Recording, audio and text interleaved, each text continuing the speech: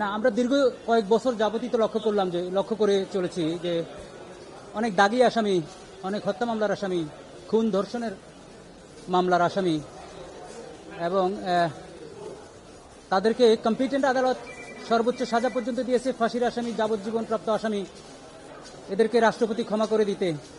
আমরা আলোচিত লক্ষ্মীপুরের অ্যাডভোকেট নুরুল ইসলাম হত্যার পর কম্পিটেন্ট কোর্ট সর্বোচ্চ আদালত পর্যন্ত ফাঁসি হয়েছে, যাবজ্জীবন হয়েছে, তাদেরকেও ক্ষমা করে দিয়েছেন। এবং গত 4 তারিখে যে গুলিবর্ষণ হয়েছে লক্ষ্মীপুরে, এই ক্ষমাপ্রাপ্ত আসামি কর্তৃক গুলিবর্ষণ হয়েছে। ইভেন আমাদের মন্ত্রী সাজেদা চৌধুরী, যত হাই আপস আছে তাদের সন্তানরা, জেনারেল সাহেব, আজিজ সাহেবের ভাই সহ অনেকের নাম আমরা এসছে, তাদেরকে ক্ষমা করা হয়েছে।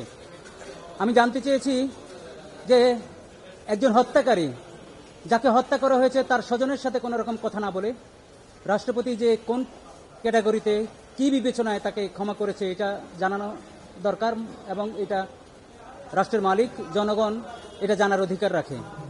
আমি 91 সাল থেকে এই পর্যন্ত চেয়েছি, যেহেতু আমরা সালকে অনেকে গণতান্ত্রিক সাল বলি, অনেকে এই মাঝামাঝি অনেক কিছুকে অগণতান্ত্রিক বলি, যেটি হোক, রাষ্ট্রপতিকে আমরা নির্বাচন করে আমার রাষ্ট্রের পাহারাদার বানাই, হেড অব দ্য গার্ড যেটা আমরা বলি কনস্টিটিউশনে। সেই গার্ডের যদি আচরণ এমন হয় যে খুনি, সন্ত্রাসী এবং মাফিয়া, যাদেরকে বলি মাফিয়া ডন, এদেরকে যে ক্ষমা করা হয়েছে, যেভাবে পত্রপত্রিকা এসছে, এর বাইরেও কারা আছে সেটি জানাতে। এই কারণে বলেছি, ইন্ডিয়ান সুপ্রিম কোর্ট বলেছে, একটা মামলায় আমি পড়েছি, যে রাষ্ট্রপতি অনলি ক্ষমা করতে পারবে যদি ওই লোকটা এত বেশি পটেনশিয়াল হয় যে সোসাইটির জন্য এট লাস্ট তার কন্ট্রিবিউশনের সুযোগ আছে। আমি উদাহরণে বলতে পারি সায়েন্টিস্ট। এরপরে আপনারা লকারবি বিমান হামলায় যে যার লাইফ সেন্টেন্স হয়েছে, তাকে মুক্তি দিয়েছে, অনলি ক্যান্সার পেশেন্ট ছিল, তার আয়ু ছিল 3 মাস, মানবিকতার কারণে তাকে পার্ডন করেছে, তাকে ক্ষমা করেছে। এরপরে সবচেয়ে বড় আরেকটা জিনিস, ভুল বিচারে একজনের ফাঁসি হয়ে গিয়েছে, কিন্তু এরপরে ওর ফাঁসিকে রহিত করার জন্য আর ব্যাকে যাওয়ার কোনো সুযোগ নেই, অথবা ব্যাকে গেলে অনেক সময় লাগবে, সেই ক্ষেত্রে রাষ্ট্রপতি তাকে ক্ষমা করতে পারে। কিন্তু প্রুভেন সমস্ত কম্পিটেন্ট কোর্ট কর্তৃক কারো সাজা যদি নিশ্চিত হয়ে যায়, সেই ক্ষেত্রে রাষ্ট্রপতি তার 49 আর্টিকেল ব্যবহার করে যেন তেনভাবে কাউকে ক্ষমা করতে পারে না বলে আমি মনে করি আইনজীবী হিসাবে, যার কারণে আমি নোটিশ দিয়েছি এবং এই নোটিশের মাধ্যমে আশা করি রিভিল হবে কে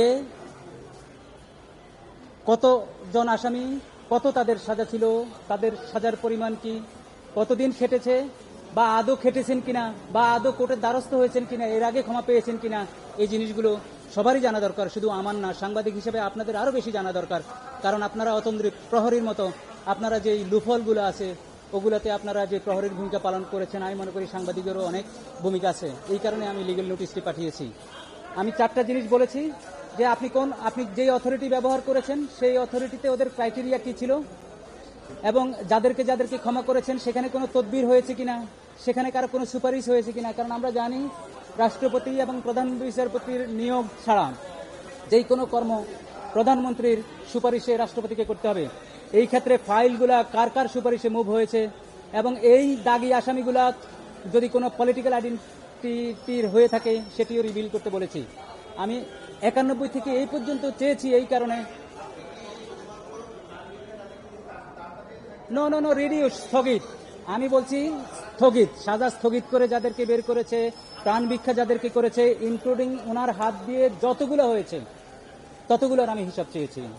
তো সুতরাং আমি রিড করব না, আমি রাষ্ট্রপতি তো ইমিউন না, রাষ্ট্রপতির সচিব আছে, আমি শুধু লিস্ট চেয়েছি। এই লিস্ট তো ইমিউনের বিষয় না, আমি সাথে দণ্ড দিতে যাচ্ছি না।